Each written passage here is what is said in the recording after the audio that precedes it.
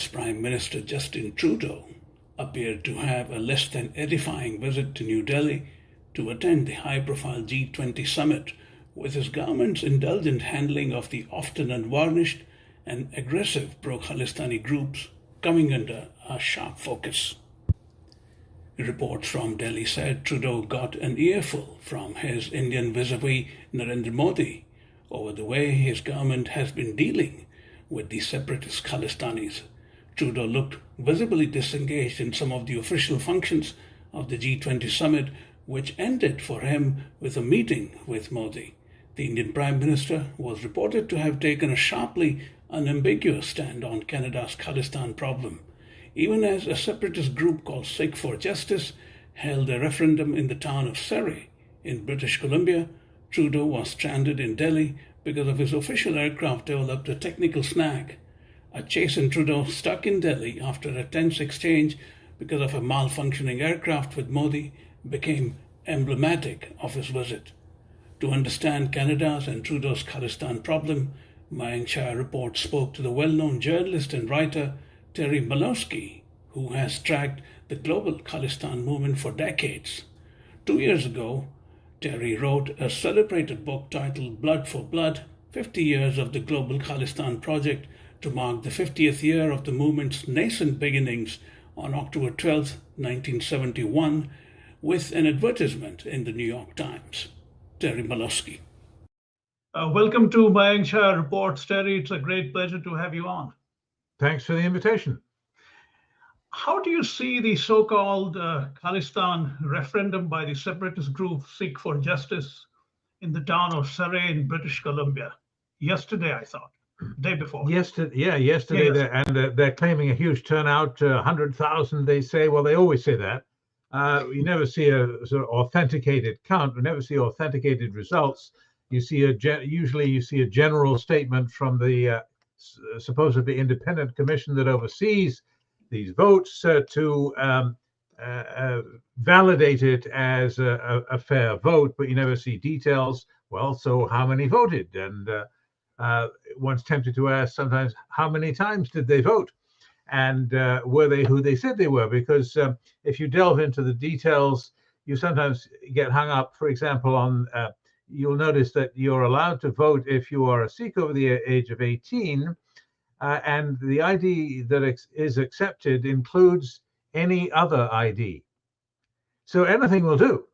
So I've yet to discover how exactly they prevent you showing up with one ID and then circling around and voting again with a different ID. And I do have a friend in London, as a matter of fact, who told me about how he registered to vote online. And when it came to name, he put down Angelina Jolie. And the computer came back, bing, you're registered, congratulations, have a nice day. There's room for skepticism about the results, but that's a detail. And the big picture is that the vote in Surrey, which promises to be, even if the numbers are padded, probably the biggest turnout that they've had so far in Canada. There was apparently an overthrow, so now they're going to have a second date. They're milking this for all it's worth. They're spinning it out as long as they can. But here's the main issue. The real story for me is that the referendum leads the Khalistan movement into a brick wall. Here's what I mean. That it is a referendum, after all, of a small minority, the diaspora, of the Sikh people. The 25 or 30 million Sikhs in the world, a couple of million overseas.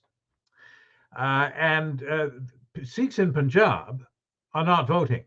Now, that makes the vote just right there irrelevant in terms of making it somehow justifiable to break off a chunk of India and make it into a separate country.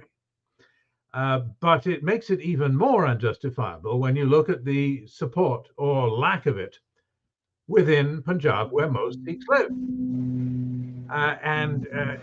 For example, if you look at the last couple of elections, You're probably familiar with the figures, the pathetic, the pitiful level of support in a Sikh majority state, 58% Sikh in Punjab. The last election, they got 2.5% of the vote and no seats, except for, of course, for Simranjit Singh Man's federal seat, but no seats in Punjab. And in the election before that, in 2017, they got 0.3% of the vote. Nota, none of the above, did better than the separatist splinter group of the Shiromani Akali Dal, Simranjit Singh Man's splinter group, the Sad-A of the Shiromani Akali Dal. So my point is that there is a screaming lack of support. I mean, in the last election, a Hindu nationalist party, the BJP, got far more votes than the Sikh separatists in a Sikh majority state. Indeed. So I mean, I'm sorry if it sounds like I'm belaboring this point, but it does seem relevant if we're having a referendum among Sikhs on independence, that no matter how many they get in the diaspora, it's going to be dwarfed by the steadfast opposition going back 30 years now to the high watermark of separatist sentiment when they won quite a few seats in 1989.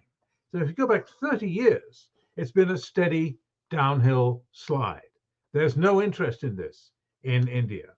And that's something which I think Westerners watching with anxiety and with interest this referendum process in Italy, in Australia, in Germany, in the UK, in the US, and of course in Canada.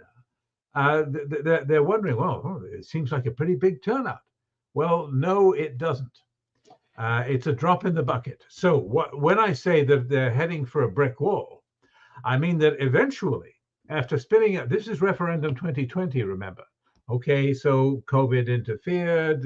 Let's give them credit for that. But here we are getting to the end of 2023, and we haven't finished with it yet. So when are we going to finish with it? Why do all these votes have to be staggered by months and months, and then there's another vote, and then there's another vote? I think they want to delay the outcome because this referendum is a bit like the dog that caught the car. To me, it's okay for the dog to chase the car and bark, bark, bark. But if the dog catches the car, it's going to get run over.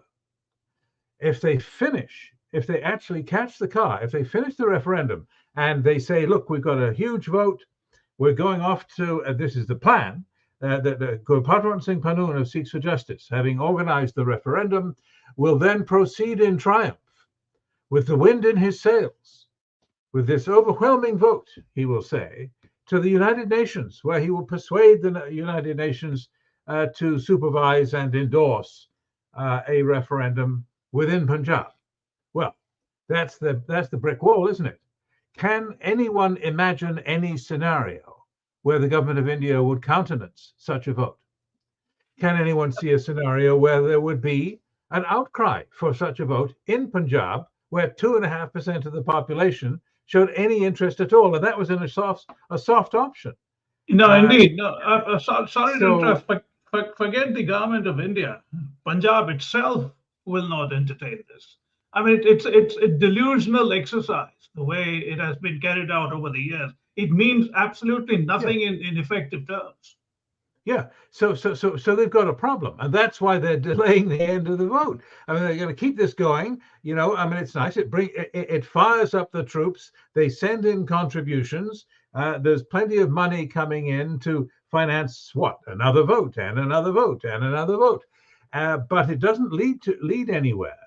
And you're quite right to point out that Punjab has been governed by pro-Indian Sikhs for the last 4 decades. I mean, it's something which has somehow escaped observers in the West. Indeed. That the whole exercise is abortive. The whole exercise leads us nowhere. But Terry, even at the height of the insurgency, which I said I covered in the last throes of it, There wasn't anything that suggested that they could get a piece of land they can call Khalistan. It wasn't No, just a feasible exercise from any angle. So I don't know why they think it's now. no, it's a good point. I mean, who elected the Baba Khalsa? Who elected the Khalistan Liberation Front? And nobody elected them. It was never based on popular support. That too is often forgotten. The impression is that there was some sort of uprising on behalf of the Sikhs, and they always pretend to speak for the Sikhs. So that if you disagree, for example, and you denounce Khalistani veneration and glorification of terrorist martyrs, for example, they say, oh, you're anti-Sikh, as though Sikhs in general somehow endorse terrorism, which they certainly don't. They've been its principal victims. There's a reason they refused to support this armed insurgency throughout the 1980s and the early 90s until it was basically crushed, I guess you could say, by KPS Gill in 1993. And I would say that the lack of support is not a recent development by any means. There never was any democratic mandate or any pretense to obtain one. They Absolutely. simply declared, we're going to speak for the Sikhs, whether the Sikhs like it or not. That's what really happened. Yeah. Perhaps it is fortuitous, but the referendum, so-called referendum, took place barely as Prime Minister Justin Trudeau was taking off from Delhi after the technical snag. And in the aftermath of a tense and frosty conversation of his with Prime Minister Modi, how is it being seen in Canada right now? Not the referendum, the fact that he had a bad visit. Yes, it's being seen as par for the course for a prime minister whose time is up. With the best will in the world, even among liberals, it's seen as the end stage of the Trudeau administration. And the polls have been consistent recently that if there were an election held anytime soon, that the Conservatives would win it, and the Trudeau era would be history. And that's not completely out of the norm in Canada. Prime Minister Harper in his day, he got about 9 years in office before people had enough and wanted a change. Prime Minister Chrétien in his day before that, Prime Minister Mulroney, they all seem to have a span of 9, 10 years at the most. And then people would say, okay, we've had enough. We've heard enough from you. Let's try something new. And so it would be no surprise, it'd be completely normal if Canadians turned away from Trudeau. So it's seen, to answer your question directly, through that lens of a prime minister whose day has passed and who has failed on this file, not just recently, but consistently over the years, where the Liberals have benefited, as the Conservatives did before them, to be fair, from the vote bank politics that they've been playing with the Sikh diaspora in Canada. It's a well-organized body. They have basically made a deal in some important swing ridings upon which federal elections tend to turn in Canada, that if you sing our song and you show up at our Vaisakhi parades and look the other way as the pictures of gun-toting assassins and martyrs and mass murderers goes by on the parade floats, then in return, we can organize 10,000 votes for you, because they'll vote the way that the big shots, that's us, at the Gurdwara, tell them to vote. Right. And if you don't sing our song and you speak against us, then you can kiss goodbye to your parliamentary seat. Well, if you believe it, it's true, isn't it? I mean, if you get scared, even if you're wrong to be scared and you overestimate their influence, Right. but you respond by, as I say, singing the Khalistani song, then they've won, haven't they? So that's been going on, and Trudeau has been responding to that pressure. As I say, not to say that the Conservatives didn't in their time, And of course, we have to remember that, as many of your listeners will know, the Trudeau minority government in Canada is sustained by the votes of a left-wing party, the NDP, a minority party, which is led by Jagmeet Singh, who is a longtime Khalistani sympathizer, beyond a question, and who, when he first won the leadership of his party, happened to be on a show that I was anchoring, a political show on the CBC, and I asked him 5 times in a row if he would denounce the martyr posters of the Kanishka bomber, the Air India bomber of 1985, Talvinder Parmar, the worst mass murderer in Canadian history, who is honored with a life-size martyr picture on the outside of an important Gurdwara in Surrey, British Columbia. And he didn't want to go there. He ducked the question 5 times in a row, and eventually conceded 5 months later, under pressure from within his own party, that yes, Parmar was indeed the author of that terrorist atrocity, which killed 331 people. So you see my point, that right. There is, Trudeau's not in a hurry right now with these polls saying he's going to lose to precipitate an early election by driving out of it's not really a coalition, it's an agreement with the NDP party led by Jagmeet Singh. Right. So this is the lens through which Canadians are seeing the news from New Delhi today. I see. Do you think Trudeau is driven to sacrifice good relations with India at the altar of domestic political expediency? I don't think he knows that's what he's doing. Oh, really? I think yes. I think he just doesn't get it. I'm not just guessing. I worked on a story, for example, when he was first running for office. I'll try to make the story short. In brief, there was a contest for the nomination to run for the Liberal Party in the riding of Vancouver South. Long-time riding held by a well-known Liberal, Ujjal Dosanjh, the most successful Sikh politician of his generation in Canada, former First Minister, if you will, or Premier in Canadian terms of British Columbia. And long story short, the Liberal Party brass wanted a candidate who was endorsed by the leadership of the World Sikh Organization, a separatist group. So they shoved aside a more popular, secular, moderate candidate. And when we asked Trudeau about this, he said, well, that's democracy. Sometimes there are winners and sometimes there are losers in nomination battles, par for the course. The problem was that there was no democracy. The democratically chosen candidate was the one who was pushed aside by the party brass, which insisted that they substitute a candidate endorsed by the president of the World Sikh Organization. So Trudeau's reply that, well, this is democracy, indicated to me that he really didn't get what was happening. And in fact, one of his senior aides, his most senior aide, said to me at the time, well, Terry, I suppose you're going to do a story about the Sikhs taking over the Liberal Party. I thought, huh?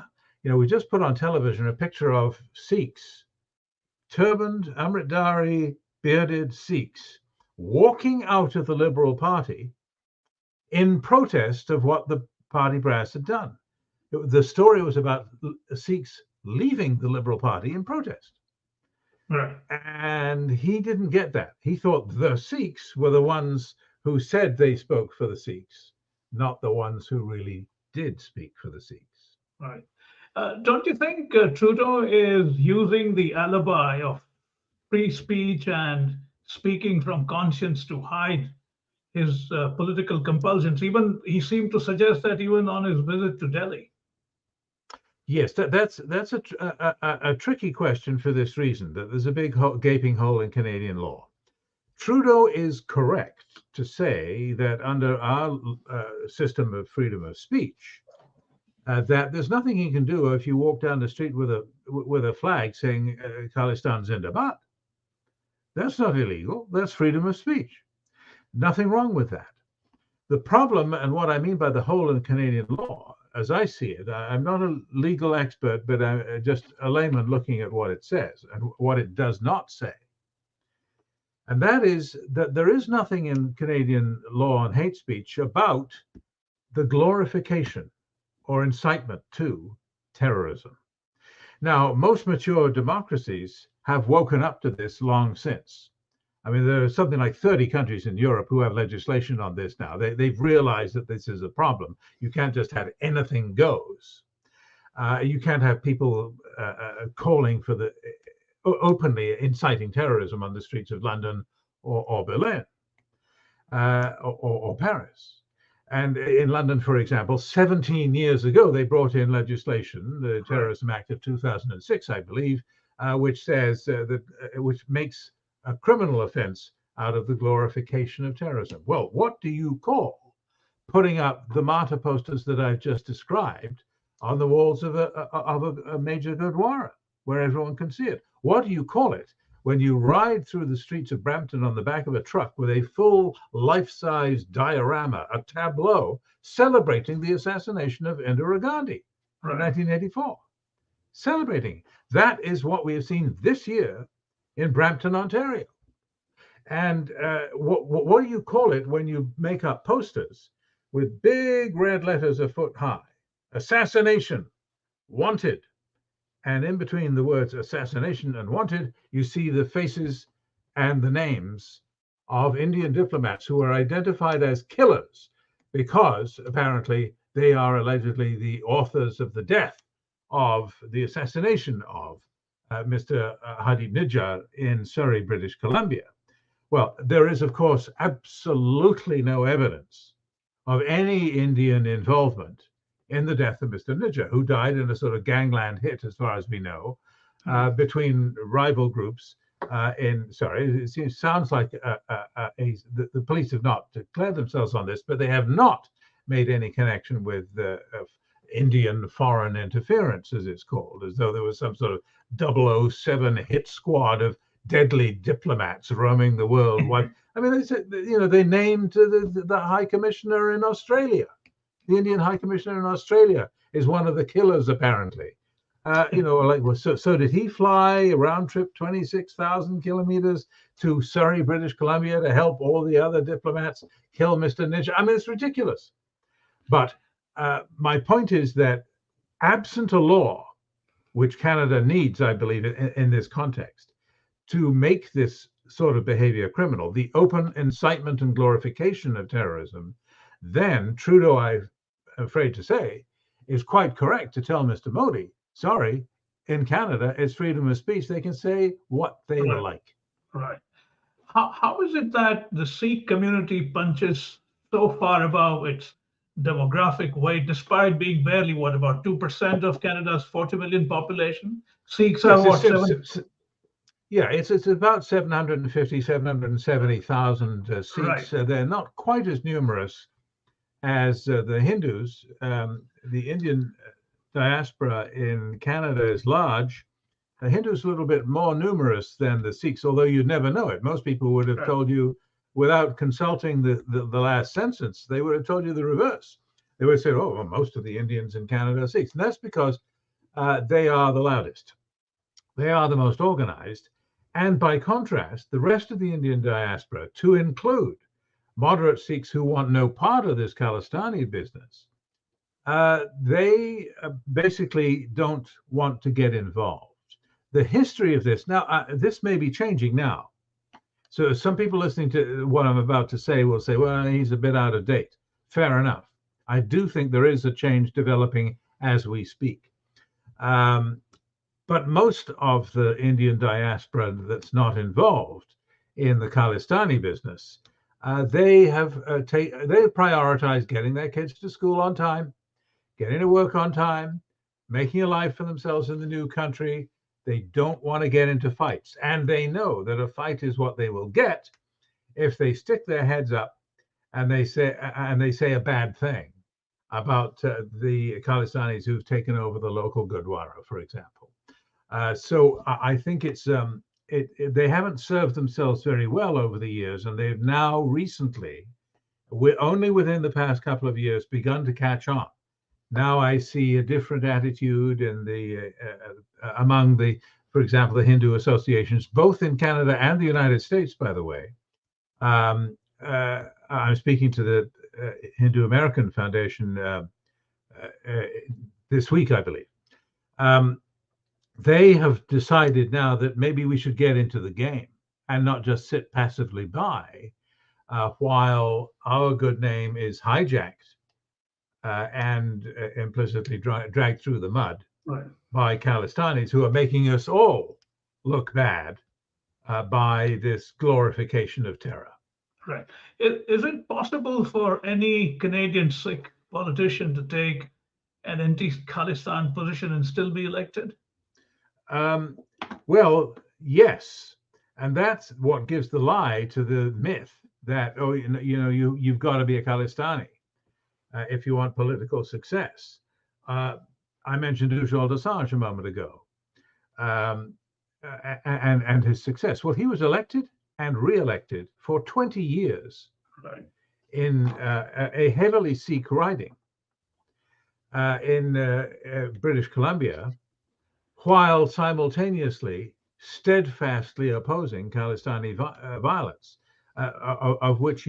for which he had paid the price personally, with 84 stitches in his head from a guy with an iron bar who tried to kill him back in the day, in I guess April of 1985. There have been in the Liberal government of Justin Trudeau a couple of ministers who have, let's say, played very nice with the Khalistanis. Both have not, let's say, shone as cabinet ministers. Navdeep Bains is no longer part of the government. Harjit Sajjan was demoted, I believe. But there was another member of parliament in the Liberal Party, not a cabinet minister, Ramesh Sangha, who was basically booted out of the Liberal caucus when he called out the Khalistanis elsewhere in the caucus, and called upon to take sides. In other words, the Liberal Party high command took sides with the Khalistanis against the guy pointing the finger at them. So he's no longer an MP. So I think that answers your question. You can and do get elected if you're good enough by being an anti-Khalistani. It's not a ticket to fame, but within the Liberal Party, it does seem that the Khalistanis certainly have some sway. I see. Just last couple of things. You talk about since October 12, 1971, when an ad went up in the New York Times announcing the birth of the so-called Khalistan, which was laughable in itself even then, to now. How do you track, what do you think is happening with the global scene when it comes to this movement? Well, I think that the fact that it is only global in the sense that it's an international thing, but it's not a Punjab thing, I think that is the most significant aspect of the answer to that question. I think that until the millions of Sikhs who are proud Indians suddenly get the idea that they want an independent country, that the movement is going nowhere. Let me mention one statistic that it's another thing that people just don't know. I mentioned earlier the voting figures, which I think are rather persuasive in showing the pitiful level, the microscopic level of support for Khalistan within Punjab. Let me mention one other thing. The Pew Research Organization published this information a while back. As you know, they're the authors of a very large study of public opinion in India. They were in the field for months. The sample sizes are huge. They asked very deep and probing questions. And they discovered, for example, that 95%, I say again, 95% of Sikhs in Punjab said that they were, and I quote, very proud to be Indians. Now, you can't get, I don't know if if you study the polling business at all, as reporters, we're always interested in polls. you can't get 95% for peaches and cream. Right. I mean, nothing gets 95%. True. There's always more than 5% of people who object to anything. 70%, by the way, of those said that you can't be a real Sikh if you don't respect India.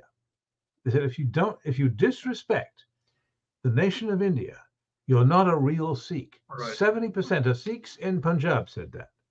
And finally, one more that comes to mind, which I think is relevant in this conversation, and that is that the Pew Research people also divided the population of India by income. They divided them into 5 bands.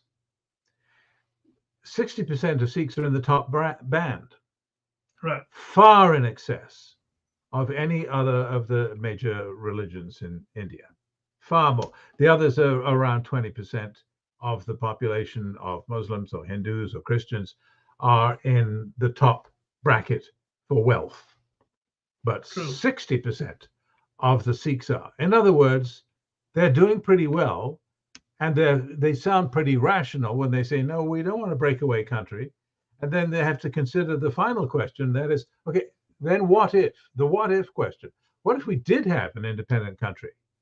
What kind of country would this be, please? Would it be a theocracy? Well, I mean, judging by the people who are campaigning most vigorously in the diaspora for such a country, the answer is yes, it would be a theocracy. These people are, they're very keen, as many of the most militant groups were back in the day in the 1980s, at gunpoint, threatening people that if you don't endorse our fundamentalist, Puritan, Bhindranwale view of what Sikhism means, then we'll kill you. I mean, Right. people remember that. It happened to their families in Punjab. So I think that the fact that it is a global phenomenon and can be seen on TV screens in Australia or Germany or Canada it distracts us somewhat from the reality that millions upon millions of most Sikhs, where they live in Punjab, have no interest in an independent state. Absolutely. To conclude, with Pakistan being in the doldrums now, do you think they have the stomach to continue to fund this movement in any way? Well, I'm not persuaded that they do fund it, because I don't think they need to. Number one, Pakistan is broke. And number two, the diaspora is funding it generously. The referendum movement, the Khalistan movement is self-financing, but has always relied upon practical support. I don't mean money, from Pakistan. I mean, not just diplomatic cover, but safe haven, Right. Weapons, training, diplomatic support. Pakistan has always been the essential additive to the Khalistan movement ever since 71 and even before, because it serves Pakistan's interest to bleed India. It's a Pakistani strategic interest of long standing, is it not? It is. To get revenge for the 71 war and to have a buffer state between India and Pakistan, to cut off India's land access to Kashmir and so on, for their own strategic interest, not because they want the Sikhs to breathe free. I mean, look at how they treat Sikhs in Pakistan. Right. These are the great liberators of the Sikh people. Let me hear that again. So I think that the Pakistan, in as much as it's now becoming a wholly owned subsidiary of China, is going to continue to have the same strategic interests in supporting, at least rhetorically, the Khalistan movement. Right. But I don't see a strong interest on the Chinese side in maintaining that or adopting that agenda when it adopts Pakistan. Right. So I don't think it's going to make much difference to all of the factors that we've been discussing. I think it will still, the Khalistan movement is still, because of the referendum, running into a brick wall. Before I let you go, do you personally face any threats because of your rather candid views? Yes, I have for many years, and the difference being this, that in my case, if somebody comes to get me, it's not exactly going to be a mystery who did it. I'm not a very tempting target in that respect because everybody knows who might be out to get me. Right. And there are many people who haven't been on TV for 40 years as I have, who are not so recognizable or so loud, but who face the same threats. Recently, for example, there was some kid with the National Sikh Youth Federation in the UK who tweeted a death threat against me. And there was somebody else on Twitter a couple of weeks ago saying, your time is coming. We're going to come and get you. And 20 years ago, they started by saying, well, we should find out where Milewski lives and put his head on a stick. And one of them said, well, bullets are cheap, it's Milewski's turn. And, so they make a fine noise. Right. But nowadays, the battle really is there's a little bit of lawfare that goes on where they threaten lawsuits and sometimes even file lawsuits, but they never follow through. It makes noise so that they can then call a press conference and say, aha, you see, we're suing. And they always make sure to put a big number on it. We're suing Milewski for $136 million, they said at one point. That was their record number. Made me feel very important. But of course, the thing died out and they eventually just abandoned it. And I mean, there was no case there. And eventually, that's the problem with the law, is eventually you have to produce some evidence. And if you don't have that, well, you're not going anywhere. And I would say that nowadays that's the main irritant rather than death threats. Although I have friends who suffer threats which are serious and come from people who seem to have a background in this kind of business, the business of threats and carrying them out. Very thuggish threats. And I think in some cases they're more vulnerable than I am. And it's something that we should keep an eye on. Right. And that we'd all like to see a more aggressive attitude from police forces who generally say, oh, yeah, sure, it's just talk. Well, in the Khalistan business, it's not always just talk. And there are bodies littering history. True. To tell us that, no, it's not just talk.